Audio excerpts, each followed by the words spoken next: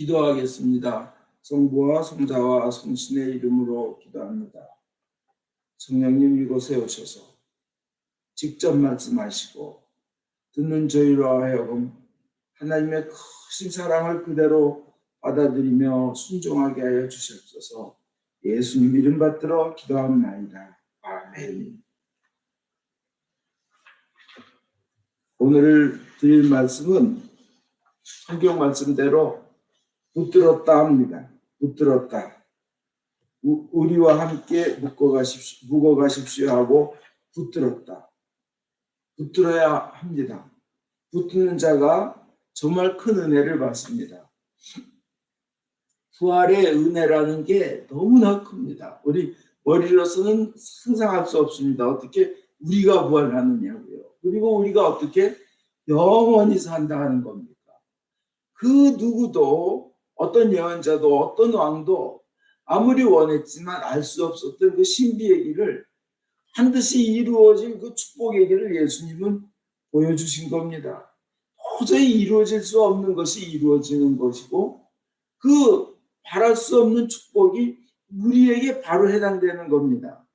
뭐 비교도 할 수 없지만 조금 이해를 돕기 위해서 3년 전에 BBC 뉴스에 나온 거를 말씀드리면 조단 아들라드 로저스라는 사람이 있었습니다. 조단 아들라드 로저스. 저희 엄마가 아들 하다가 아들을 낳는데 혼외자였어요. 사생아였습니다. 정식 결혼이 아니라 몰래 낳은 자식이었어요. 그래서 이 조던은 힘들고 아주 슬프게 정말 어렵게 살아왔습니다. 근데 그가 한 8살쯤 됐을 때 이제 편하게 살았죠. 아빠가 누군지도 모르니까. 엄마가 그러는 거예요. 사실 너희 아빠는 귀족 중에 귀족 찰스 로저스다 하고 가르쳐 줬습니다. 그래서 그 이후에 이 애는 계속 이제 10년 동안 매년 내가 친아들이니까 유전자 검사를 해달라고 했는데 계속 거절당했어요. 얼마나 서러웠겠어요. 아빠도 없이 살면서 아빠한테 거절당하는 거죠. 또 힘으로도 도저히 안 돼요. 너무나 가난하고 어려운 집안이니까 엄마밖에 없으니까. 근데 나중에 2019년에 유전자 검사가 허락되었습니다. 왜냐? 그 아버지 찰스 로저스가 죽고 그 다음에 이 조던의 그 이복 형제가 하나도 없어요. 다 죽었어요. 아버지도 죽고 그 재산을 물려받을 사람도 없어요.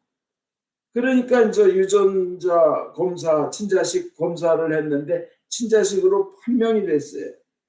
그래가지고 그 찰스 로저스가 가지고 있던 모든 재산 영국 파운드로 50 밀리언 파운드, 달러로 하면 60 밀리언 달러를 한국 돈으로 하면 750억 원 정도 되는 집과 재산을 물려받게 됐습니다. 2019년 BBC 방송입니다. 그는 얼마 전까지만 해도 동네 간병인 하면서 바쁘게 살았는데 어마어마한 부가 이제 자기에게 다가온 거예요. 참 기쁜 겁니다. 그럼 이제 자기는 자기의 처지를 생각하며 절대 과거를 잊지 않고 가난한 사람들 돕겠다 하고 엄마하고 자기 형제들, 여자 형제들에게 이제 선의를 베풀고 주위에 가난하고 어려운 이들에게 선행을 하면서 살겠다고 했습니다. 근데 이게 상속자이기 때문에 그런 유전을 상속자의 유전 DNA 테스트를 해서 그 상속자 그 유전인자가 나와서 받은 거 아니에요?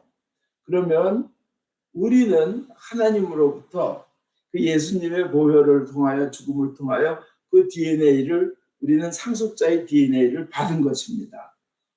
얼마나 기쁜 거예요. 이건 그래서 그 온 우주를 만드신 하나님, 이 삼라만상 천지를 만드신 하나님의 상속자가 된 겁니다. 우리는. 그래서 그런 큰 기쁨을 누릴 수 있는 겁니다. 근데 때로는 그게 도대체 믿어지지가 않고 좌절될 때가 있습니다. 그 오늘 복음에서 읽으신 엠마오로 가는 두 제자가 그랬습니다. 이 두 제자는 아마 부부일 거라고 그래요. 그 클레오파스하고 그 부인 마리아라고들 많이들 생각합니다. 근데 그들은 예수가 부활했다는 소리를 듣고도 믿지 못합니다. 실망과 좌절 속에 예루살렘, 예수가 부활했다는 그곳을 떠나서 엠마오로 가고 있었습니다. 너무나 큰 절망 속에 있었는데 그들은 예수를 그동안 그렇게 믿고 쫓아다녔어요. 꾸준히 일 다해가며 성실하게 믿고 쫓아다녔습니다.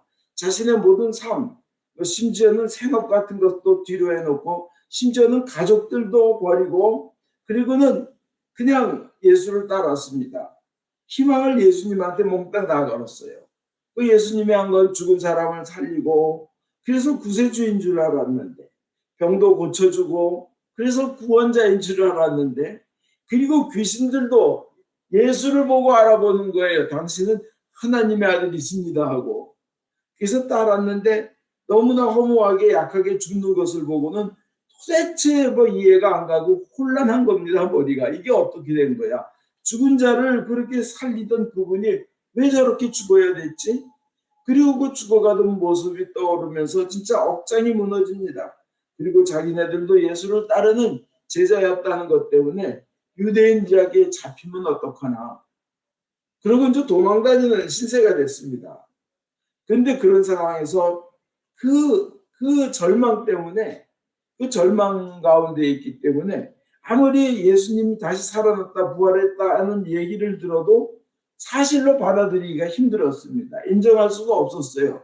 그리고 받아들이고 싶지가 않았던 그 죽었는데 뭐. 그래서 오늘 성경에 보면 아주 침통한 표정으로 아주 그냥 괴로운 표정으로 예루살렘을 떠나서 예루살렘을 빠져나가 엠마오로 가고 있었습니다.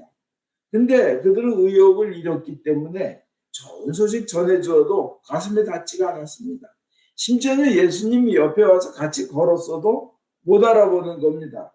이 절망하면요. 성경이 말씀대로 눈이 가리워져서 그런 영적 분별력을 상실하게 됩니다. 그런데 우리도 믿음 생활하면서 아 우리 구원받았다. 그러지만 사실은 이 세상에 힘든 게 다가오면 그 좌절할 때가 있잖아요. 그죠? 그럴 때 오늘 이 복음을 잘 기억하시면 됩니다. 그 절망에 빠져서 가던 그들이 갑자기 정반대로 180도 바뀌면서 희망으로 바뀝니다. 삶이 기쁨으로 바뀌었습니다. 어떻게 해서 그렇게 되었을까요? 제가 볼 때 제일 중요한 것은 그들이 가장 복받는 가장 중요한 행동은 예수를 붙들었다는 겁니다. 개역 한글에는 강권했다. 같이 유하십시오. 같이 머물르십시오 하고 예수님을 붙들었다는 거예요. 그 더 큰 축복, 확실한 깨달음, 그 믿음을 가지려면 예수님을 강권하고 강권하면서 붙들어야 되는 줄 믿습니다. 그 누가복음 24장 29절에 나옵니다. 여기서 우리와 함께 묵어가십시오 하고 붙들었다. 개역 한글은 그냥 강권했다. 이 얘기는 뭐예요? 조금 더 우리와 함께 계셔 주십시오. 조금 더 우리에게 더 가르쳐 주십시오. 조금 전에 그 같이 걸어오면서 하셨던 그 말씀 더 해주십시오 하는 거예요. 그래서 붙잡았다는 거예요. 예수님은 그 순간을 기다리십니다. 그리고는 그들의 요청대로 그렇게 간청하는 사람들 요청대로 들어가셔서 뭐 하세요? 그 식탁에 앉아서 빵을 들어 감사의 기도를 드리신 다음 그것을 떼서 나눠 주시니까 그때 눈이 열려서 예수님이구나. 죽었던 예수님이 부활하셨구나. 딱 떠오르는 거예요. 깨달아지는 거예요. 영적인 눈이 떠지면서 각성하게 되는 겁니다. 그 조금 전에 예수님하고 같이 걸어올 때 엠마오로 같이 걸어올 때 예수님이 옆에 같이 걸으면서 자세한 설명을 할 때 뜨거운 기운을 느꼈고 감동은 했지만 예수인 줄 몰랐어요. 근데 감동은 했지만 근데 그 너무 감동 때문에 좋으신 예수님 그냥 날도 머물고 예수님도 더 가려는 척 하시니까 더 가려고 하시니까 이 집에 들어오십시오. 어떤 사람은 그 집이 이 두 제자의 집이라 그래요. 하여튼 그거 모르겠습니다. 근데 들어와서 같이 식사를 하니까 그때 이분 예수님이라 하는 건 영적 각성. 그러면서 뭘 느껴요? 부활을 생생하게 느끼는 겁니다. 체험하며 야, 죽음을 이기신 신비한 힘을 그냥 이렇게 느낀 겁니다. 여기서 우리가 중요한 건 예수를 붙드는 것이 이렇게 중요합니다. 주님께 더 계셔달라고, 더 함께 머물러 달라고, 더 가르쳐 달라고, 더 역사해 달라고, 기적을 일으켜 달라고 간구하는 것이 아주 중요합니다. 이 절망과 혼란 가운데 있던 사람에게 갑자기 희망이 들어옵니다. 삶이 거의 무너져 내린 그 자리가 생명과 부활, 그 축복의 빛으로 확 바뀝니다. 그래서 힘이 납니다. 그래서 갑자기 이제 부활하신 거, 죽었던 예수님을 봤는데 부활하신 걸 보니까 뭐예요? 그걸 전하고 싶은 욕망이 막 끌어오릅니다. 그래서 등지고 떠났던 예루살렘으로 다시 돌아가게 되는 거예요. 이제 무섭지도 않아요. 그 예루살렘은 이제 더 이상 공포의 장소가 아니고 슬픔의 장소가 아니고 희망의 장소고 내가 선포하는, 내가 증거하는 자리로 바뀝니다. 그 무섭고 두렵고 절망의 사람이 이렇게 바뀌는 거예요. 이렇게. 그건 뭐예요? 예수를 붙잡았을 때. 그래서 들어와서 붙잡고 강구해서 들어와서 주님께서 보여주셨을 때 눈이 떠졌을 때 그렇게 되는 겁니다. 그렇게 예수님을 붙잡는 게 중요합니다.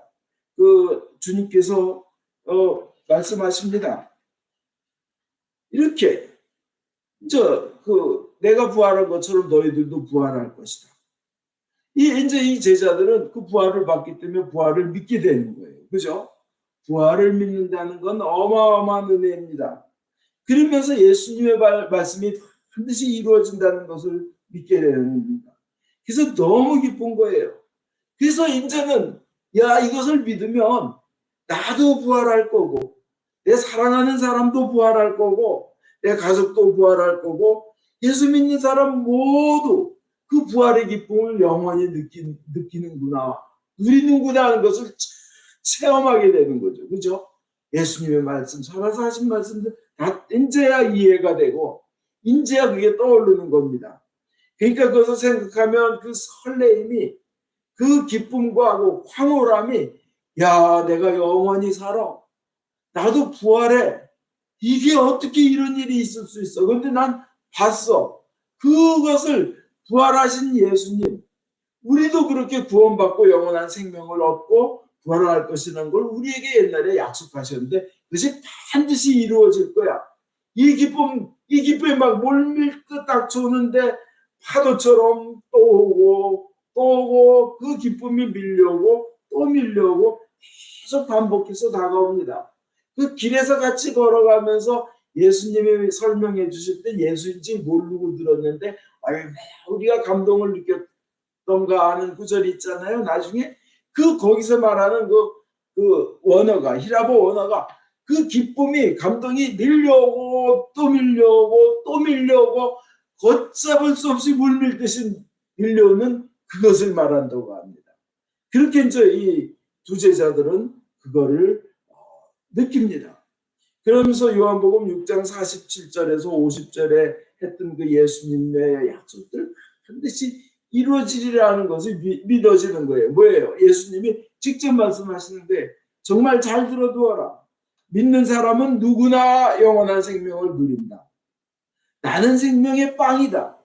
하늘에서 내려온 이 빵을 먹는 사람은 죽지 않는다. 얼마나 큰 기쁨이겠어요. 그들은 이제 두려움, 죽음도 두려워하지 않습니다.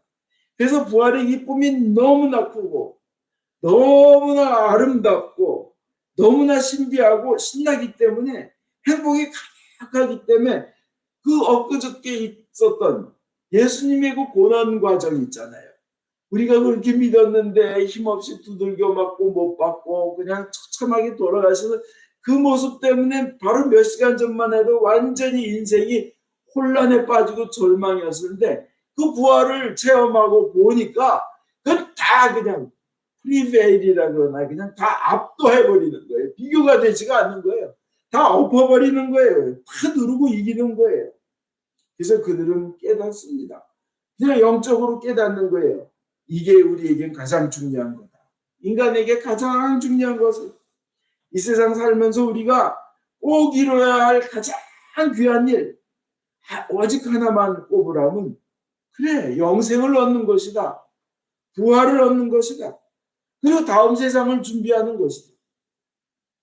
인생의 가장 중요한 일 단 하나, 그거는 영원한 생명을 얻는 일인데, 그것을 얻었으면 세상 것 다 실패했어도 누구보다도 성공한 것이다. 이런 걸 이제 아마 저절로 느꼈겠죠. 이것이 최고의 성공이고 이것이 참 진리고 이게 우리가 나갈 바다. 그 다음에 또 어떤 것을 느꼈을까요? 그들은 그 영원한 생명, 구원, 그 참된 정말 가치를 보여주시려고 예수님께서 죽어가는 과정도 보여주시고 다시 부활하시는 것도 보여주시고 우리에게 깨닫게 해주셨구나. 느끼게 해주셨구나. 같이 먹으면서. 그렇잖아요? 그래서 우리가 그렇게 부활할 것이다. 이 얘기는 뭐예요? 우리는 그렇게 부활할 귀한 존재가 되었다는 겁니다. 귀한 존재가. 사람들이 살다 보면요. 아, 인생 참 별것 없어. 정말 덧없고 허무해. 인간이란 거 별것 없어. 이렇게 사람들이 말하고 그래 그러지만 이것은요. 크리스찬에게는 정반대입니다. 크리스찬은요. 우리 세상에서의 인생이 덧없고 허무할지는 몰라도 이 육체가 한계가 있을지 몰라도 우리는 부활하여서 영원히 살 사람이고 구원받은 사람들이기 때문에 사실 예수님을 통해서 하나님이 우리를 굉장히 귀하고 높게 만들어주신 존재라는 겁니다. 그래서 인생이 덧없고 뭐 헛되고 부질없는 것이 아니라 구원받은 사람의 인생은 아주 그 누구보다도 소중한 거예요. 물론 이 세상에서의 삶은 다음 세상을 준비하기 위한 과정이기 때문에 이 세상 거는 다 놓고 가게 되겠지만 이 세상에서 예수님을 받아들였기 때문에 그 모든 과정이 축복으로 바뀌는 겁니다. 귀하고 값진 것입니다. 그래서 주님께서 부활을 통해서 우리를 우주에서 가장 귀한 존재로 삼아주셨음을 우리는 믿어야 되는 줄 믿습니다. 우리는 구원받은 사람들은 소중한 사람입니다. 죄가 많건 과거에 실수가 많았건 무능하건 관계없어요. 하나님 앞에서 가장 중요한 것은 예수를 믿느냐 안 믿느냐, 그것으로 인해서 구원을 얻었느냐가 중요한 겁니다. 여기서 또 우리가 굉장히 잊지 말아야 될 게 있어요. 그렇게 좌절에 빠지고 절망에 빠졌을 때 잊지 말아야 될 것은 예수님이 자기 양을 스스로 찾아오신다는 겁니다.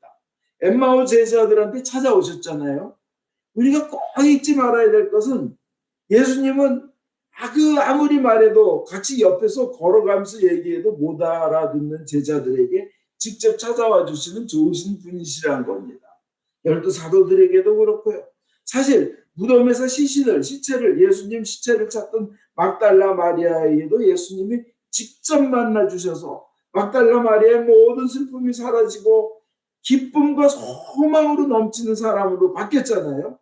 의심 많은 도마에게도 찾아오셔서 그래 내 손에 못 자고 이거 또 허리에 창 자고 보여주시면서 너 봐라 찾아오셔서 그렇게 해주심으로써 새 사람이 되고 부활의 증인이 되게 해주셨잖아요. 사마리아 여인에게도 일부러 돌아서 찾아가셔서 그 아픔을 치유해 주시고 이방인에게는 첫 번째로 예수님이 내가 구원자라는 걸 보여주셨지 않았습니까? 38년 된 베데스다 연못의 병자에게도 직접 찾아오셔서 고쳐주셨습니다.